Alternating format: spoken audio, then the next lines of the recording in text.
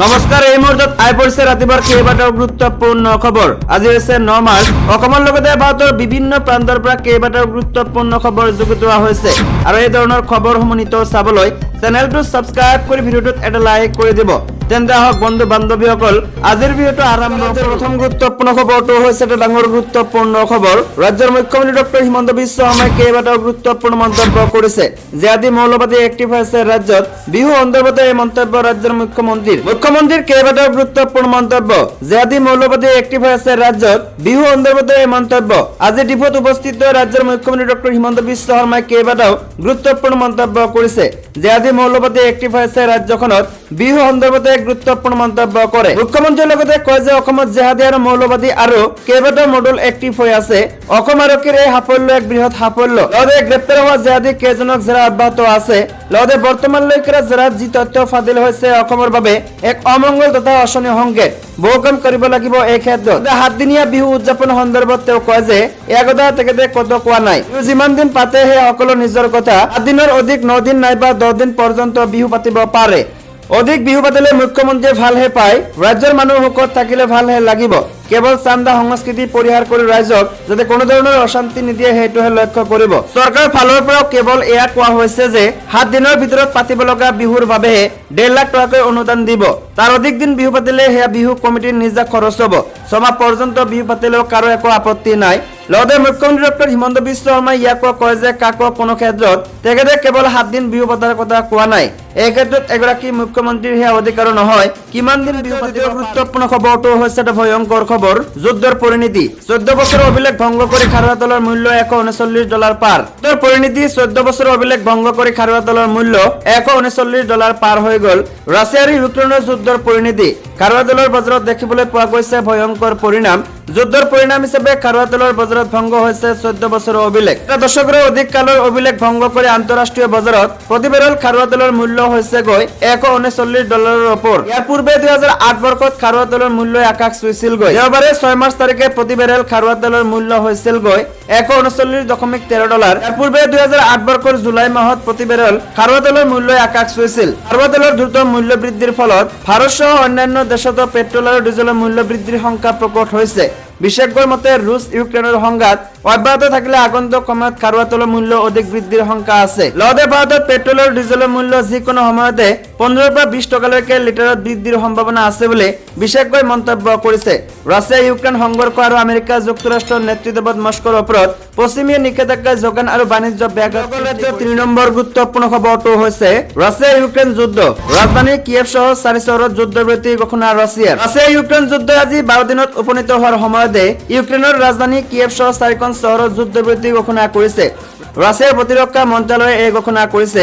ভাৰতীয় সময়মতে দুপৰীয়া 12:30 বজাৰ পৰা ইউক্ৰেইনৰ কিয়েভ, খাৰ্কিভ লগতে মাৰিউপল আৰু সুমিত যুদ্ধবিৰতি ঘোষণা কৰিছে ৰাছিয়াই। কেইখনত মুখ্যতঃ সাধাৰণ নাগৰিকৰ হস্তান্তৰৰ উদ্দেশ্যে মানৱীয় কৰিডৰ মুকলি কৰাৰ লক্ষ্যৰে যুদ্ধবিৰতি ঘোষণা কৰা হৈছে। প্ৰতিৰক্ষা মন্ত্ৰালয়ে জনোৱা অনুসৰি ফ্ৰান্সৰ ৰাষ্ট্ৰপতি ইমানুৱেল মেক্ৰনৰ ব্যক্তিগত অনুৰোধত মানৱীয় কৰিডৰ স্থাপন কৰা হৈছে। এবাৰে ৰাছিয়াই মাৰিউপল আৰু ভলোনোভকাৰ অসামৰিক লোকৰ হস্তান্তৰৰ বাবে চহৰ দুখনত যুদ্ধবিৰতি ঘোষণা কৰিছে। বাৰে বাৰে যুদ্ধবিৰতিৰ উলংঘনৰ বাবে মাৰিউপল চহৰত আবদ্ধ অসামৰিক লোকসকলক হস্তান্তৰ কৰাৰ প্ৰচেষ্টা। 4 নম্বৰ গুৰুত্বপূৰ্ণ খবৰটো হৈছে অপাৰেচন গংগা। যুদ্ধবিধ্বস্ত ইউক্ৰেইনৰ পৰা কিমান লোকক অনা হ'ল ভাৰতলৈ। ইউক্ৰেইনত নিৰ্বাপিত হোৱা নাই যুদ্ধৰ দাবানল। এই দাবানলে ইতিমধ্যে 2জনকৈ ভাৰতীয় ছাত্ৰৰ প্ৰাণ কাঢ়ি নিছে। গুলীবিদ্ধ হৈ এজন ভাৰতীয় ছাত্ৰ। ভাৰতীয়সকলক উদ্ধাৰ কৰিবলৈ ভাৰতে 26 ফেব্ৰুৱাৰীৰ পৰা আৰম্ভ কৰিছিল অপাৰেচন গংগা। জনৰ জৰিয়তে এতিয়ালৈকে কিমান ভাৰতীয়ক স্বদেশলৈ ঘূৰাই আনিব পৰা গৈছে বাৰু? আজি 11খন বিশেষ অসামৰিক বিমানেৰে 2135 জন ভাৰতীয় লোকক ইউক্ৰেইনৰ চুবুৰীয়া দেশসমূহৰ পৰা ভাৰতলৈ অনা হৈছে।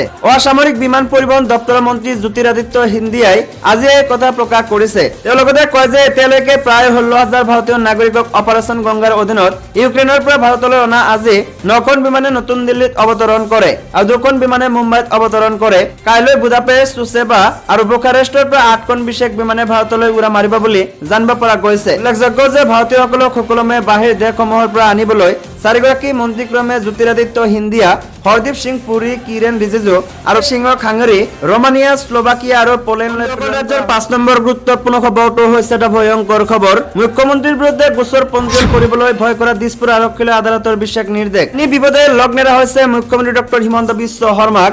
এবাৰ দিছপুৰ থানাক আইনী পথ দেখুৱালে আদালতে। মুখ্যমন্ত্ৰীৰ বিৰুদ্ধে সাংসদে দিয়া গোচৰ ৰুজু কৰিবলৈ ভয় কৰিছিল দিছপুৰ থানাই। পিছে কামৰূপ মহকুমা ন্যায়িক দণ্ডাধীশ আদালতে দিছপুৰ থানাক দিলে এক বিশেষ নিৰ্দেশ। নৰ্থ ইষ্ট নাওৰ সাংবাদিকৰ আগত এই কথা জনাই অধিবক্তা শামীম আহমেদ বৰভূঞাই। উল্লেখযোগ্য যে 2021 চনৰ 10 ডিচেম্বৰ দিনা গৰুকটিৰ ঘটনাক প্ৰতিশোধমূলক বুলি উল্লেখ কৰাৰ লগতে সেয়া অসম আন্দোলনৰ হত্যাৰ প্ৰতিশোধ বুলিও উল্লেখ কৰিছিল মুখ্যমন্ত্ৰী ডক্টৰ হিমন্ত বিশ্ব শৰ্মাই। তাৰ পাছতে কংগ্ৰেছৰ বৰপেটাৰ সাংসদ আব্দুল খালেগে মুখ্যমন্ত্ৰীৰ বিৰুদ্ধে দিছপুৰ থানাত এখন এজাহাৰ দাখিল কৰিছিল। কিন্তু দিছপুৰ থানাই মুখ্যমন্ত্ৰীৰ বিৰুদ্ধে দিয়া এই গোচৰ পঞ্জীয়ন নকৰিলে। তাৰ পাছতে যোৱা 28 ফেব্ৰুৱাৰীৰ দিনা সাংসদ আব্দুল খালেকে ন্যায়ালয়ৰ দ্বাৰস্থ হয় মহকুমা ন্যায়িক দণ্ডাধীশ বিশ্বদীপ বৰুৱাৰ আদালতে গোচৰটোৰ শুনানি গ্ৰহণ কৰে। অভিযোগকাৰী সাংসদ খালেকৰ হৈ আদালতত যুক্তি দৰ্শাই অধিবক্তা শামীম আহমেদ বৰভূঞাই। ইয়াৰ পাছতে শনিবাৰে ডক্টৰ শৰ্মাৰ বিৰুদ্ধে গোচৰ ৰুজু কৰিবলৈ কামৰূপ মহকুমা ন্যায়িক দণ্ডাধীশে নিৰ্দেশ দিয়ে। বিবাদী পক্ষৰ অধিবক্তাৰ যুক্তি শুনাৰ পিছত আদালতে মুখ্যমন্ত্ৰীৰ বিৰুদ্ধে গোচৰ ৰুজু কৰিবলৈ দিছপুৰ আৰক্ষীক নিৰ্দেশ দিয়ে। এতিয়া আদালতৰ নিৰ্দেশ মানি মুখ্যমন্ত্ৰীৰ বিৰুদ্ধে দিছপুৰ থানাই গোচৰ পঞ্জীয়ন কৰে নে নাই সেয়া হ'ব সময়ত লক্ষণীয়। পূৰ্বে অসম প্ৰদেশ কংগ্ৰেছে দিছপুৰ থানাত মুখ্যমন্ত্ৰীৰ বিৰুদ্ধে দাখিল কৰা এখন এজাহাৰৰ ভিত্তিত মুখ্যমন্ত্ৰীৰ বিৰুদ্ধে গোচৰ পঞ্জীয়ন কৰা নাছিল দিছপুৰ থানাই। উল্লেখযোগ্য যে যোৱা ফেব্ৰুৱাৰী মাহত মুখ্যমন্ত্ৰী হিমন্ত বিশ্ব শৰ্মাক আদালতে অন্য এটা গোচৰৰ বাবে 2000 টকাৰ 6 নম্বৰ গুৰুত্বপূৰ্ণ খবৰটো আছে চৰকাৰী কৰ্মচাৰীসকলৰ কাৰণে। যিসকল চৰকাৰী কৰ্মচাৰী আছে তেওঁলোকৰ কাৰণে গুৰুত্বপূৰ্ণ ভাল খবৰ আছে। চৰকাৰী চাকৰিয়ালৰ বাবে ভাল খবৰ, শীঘ্ৰে একাউণ্টত সোমাব পাৰে 2 লাখ টকা। কৰ্মচাৰীসকলৰ বাবে শীঘ্ৰে ডাঙৰ উপহাৰ দিব পাৰে মোদী চৰকাৰে। কেন্দ্ৰীয় চৰকাৰে এই কৰ্মচাৰীসকলৰ 18 মাহৰ পেণ্ডিং দিয়ে শীঘ্ৰে মুকলি কৰিব বুলি অনুমান কৰা হৈছে। জানিব পৰা মতে এই সন্দৰ্ভত শীঘ্ৰে সিদ্ধান্ত গ্ৰহণ কৰা হ'ব পাৰে। যদি 18 মাহৰ পেণ্ডিং দিয়ে একেলগে মুকলি কৰে তেন্তে বহু কৰ্মচাৰী বেংক একাউণ্টত 2 লাখ টকাৰো অধিক সোমাব পাৰে। দিয়া ৰিপৰ্ট অনুসৰি চৰকাৰে 5 ৰাজ্যৰ নিৰ্বাচন শেষ হোৱাৰ পিছত আৰু হোলীৰ পূৰ্বে কৰ্মচাৰীসকলক এই উপহাৰ দিব পাৰে। কেন্দ্ৰীয় কৰ্মচাৰীসকলে জানুৱাৰী 2020 পৰা জুন 2021 লৈ অৰ্থাৎ 18 মাহ আবদ্ধ হৈ থকা দিয়ে মুকলি কৰি দিয়াৰ দাবী কৰিছে। 18 মাহৰ পেণ্ডিং দিয়ে পৰিশোধ কৰা হয় তেন্তে চৰকাৰী কৰ্মচাৰীৰ একাউণ্টত 2 লাখ টকাৰো অধিক সোমাব পাৰে। লেভেল অন কৰ্মচাৰী দিয়ে 11,880 টকাৰ পৰা 37,000 টকাৰ ভিতৰত হ'ব। আনহাতে লেভেল 13ৰ কৰ্মচাৰীসকলে 1,44,200 টকাৰ পৰা 2,18,200 টকা পৰ্যন্ত ডিএ এৰিয়াৰ হিচাপে লাভ কৰিব পাৰে। উল্লেখযোগ্য যে চৰকাৰী কৰ্মচাৰী আৰু পেঞ্চনভোগীসকলৰ ৰাজ্যৰ 7 নম্বৰ গুৰুত্বপূৰ্ণ খবৰটো হৈছে আপোনাৰ ড্ৰাইভিং লাইচেন্সখন পুৰণি নেকি? জানি লওক এই খবৰ, নহলে আপুনি পৰিব বিপদত।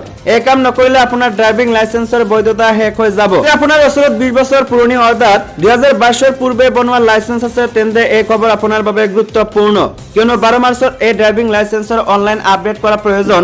এই কাম নকৰিলে আপোনাৰ ড্ৰাইভিং লাইচেন্সৰ বৈধতা শেষ হৈ যাব। পৰিবহণ মন্ত্ৰালয়ে এই সন্দৰ্ভত নিৰ্দেশনা জাৰি কৰিছে। কেন্দ্ৰীয় পথ পৰিবহণ মন্ত্ৰালয়ৰ সাৰথী পৰ্টেলৰ জৰিয়তে দেশজুৰি লাইচেন্সৰ তথ্য আৰু আবেদনৰ প্ৰক্ৰিয়া অনলাইন কৰা হৈছে। সাৰথী পৰ্টেলৰ জৰিয়তে আপুনি ঘৰতে বহি অনলাইন লাৰ্ণাৰ লাইচেন্স, লগতে ৰেনুৱেল, লগতে ডুপ্লিকেট আৰু কাৰেকশ্যন সম্পৰ্কীয় কাম কৰিব পাৰে। ইয়াৰ উপৰি মন্ত্ৰালয়সকলক আৰটিঅক নিৰ্দেশ দিছে যে হস্তলিখিত অৰ্থাৎ ডায়েৰীত বনোৱা পুৰণি ড্ৰাইভিং লাইচেন্সৰ তথ্য অনলাইন কৰা হওক। আৰু মাৰ্চলৈ সাৰথী পৰ্টেলত বেকলগ এন্ট্ৰি লিংক খোলা থাকিব।